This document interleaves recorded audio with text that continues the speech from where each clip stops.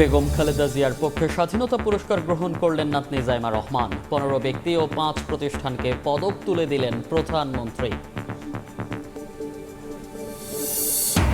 হাম উপসর্গে 1 মাসে মৃত্যু ছড়ালো 200, আক্রান্ত 20,000-এর বেশি। সুস্থ হওয়ার পর আবারও সংক্রমিত অনেক শিশু। পুরোপুরি নিরাময় হলেই হাসপাতাল ছাড়ার পরামর্শ। সকাল 8টা থেকে 2টোর সময় তারপরে বলতেছে যে তেল নেই, তেল ফুরাই গেছে। 8 ঘন্টা 10 ঘন্টা পর আমরা তেল পাচ্ছি। দুর্ভোগ এতটাই বেড়েছে, মানে সাথে সাথে তেলের চাহিদাও বেড়েছে। ফিলিং স্টেশনে সীমাহীন দুর্ভোগ, তীব্র গরমে দীর্ঘ অপেক্ষায় ক্লান্ত চালক।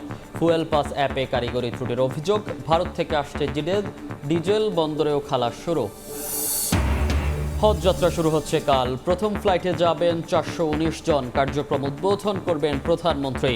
আশকোনা ক্যাম্পে শেষ মুহূর্তের প্রস্তুতি। এবং প্রাণ বাঁচাতে 8 তলায় উঠেও রক্ষা পেল না তরুণ। চট্টগ্রামে মারধরের পর নির্মাণাধীন ভবনের লিফটের গর্তে ফেলে হত্যা। জড়িত অভিযোগে 4 জন গ্রেফতার।